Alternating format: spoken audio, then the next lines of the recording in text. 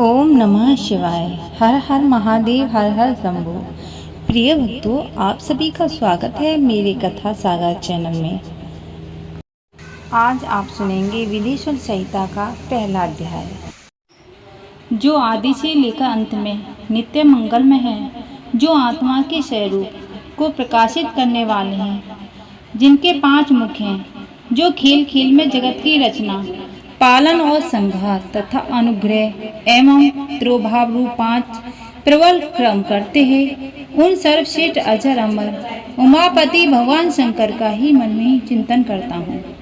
व्यास जी कहते हैं, धर्म का महान क्षेत्र जहाँ गंगा यमुना का संगम है, उस पुण्य में प्रयाग जो ब्रह्मालोक का मार्ग है, वहाँ एक बार महातेजस्वी महाभाग महात्मा मुनियों ने विशाल यज्ञ का आयोजन किया। उस ज्ञान यज्ञ का समाचार सुनकर पौराणिक शिरोमणि व्यास जी के शिष्य सूत जी महामुनियों के दर्शन के लिए आए। सूत जी का सभी मुनियों ने विधिवत स्वागत व सत्कार किया तथा उनकी स्तुति करते हुए हाथ जोड़कर उनसे कहा, हे सर्वज्ञ विद्वान रोमहर्षण जी, आप बड़े भाग्यशाली हैं। आपने स्वयं व्यास जी के मुख से प्राण विद्या प्राप्त की है। आप आश्चर्य स्वरूप कथाओं का भंडार हैं। आप भूत भविष्य व वर्तमान के ज्ञाता हैं। हमारा सौभाग्य है जो आपके दर्शन हुए। आपका यहाँ आना निर्थक नहीं हो सकता। आप कल्याणकारी हैं।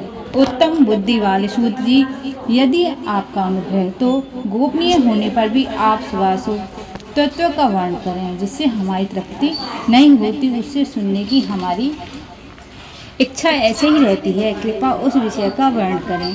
घोर कलयुग के आने पर मनुष्य पुण्य क्रम से दूर होकर दुराचार में फंसे जाएंगे, दूसरों की बुराई करेंगे, पराई स्त्रियों के प्रति आसक्त होंगे, हिंसा करेंगे, मूर्ख नास्तिक पशुबुद्धि हो जाएंगे। सूत जी, कलयुग में वेद प्रतिपादित वर्ण आश्रम व्यवस्था नष्ट हो जाएगी।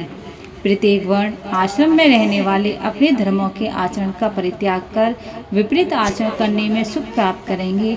इस सामाजिक वर्ण संकरता से लोगों का पतन होगा, परिवार टूट जाएंगे, समाज बिखर जाएगा, प्राकृतिक आपदाओं से जगह जगह लोगों की मृत्यु होगी, धन का क्षय होगा, स्वार्थ और लोभ की प्रवृत्ति बढ़ जाएगी, ब्राह्मण लोभी हो जाएंगे, वेद बेचकर ध्यान प्राप्त करेंगे, मद से मोहित होकर दूसरों को ठगेंगे, पूजा पाठ नहीं करेंगे, ब्रह्म ज्ञान से शून्य हुआ, क्षत्रिय अपने धर्म को त्याग कर कुसंगी पापी व्यापचारी हो जाएंगे, शौर्य से रहित हो वे शूद्रों जैसा व्यवहार करेंगे, काम के अधीन हो जाएंगे, वैसे धर्म से विमुक्त संस्कार भ्रष्ट होकर कुमाग्र धन उपार्जन परायण होकर नाप तोल में ध्यान लगाएंगे।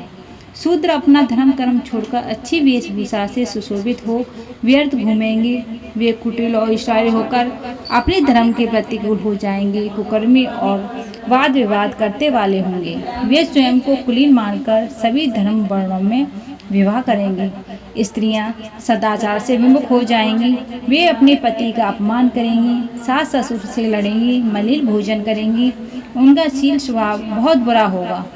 सूत जी, इस तरह जिनकी बुद्धि नष्ट हो गई, जिन्होंने अपने धर्म का त्याग कर दिया, ऐसे लोग परलोक में उत्तम गति कैसे प्राप्त करेंगे? इस चिंता से हम सभी व्याकुल परोपकार के समान कोई धर्म नहीं है। इस धर्म का पालन कर वाला दूसरों को सुखी करता हुआ स्वयं प्रसन्नता अनुभव करता है।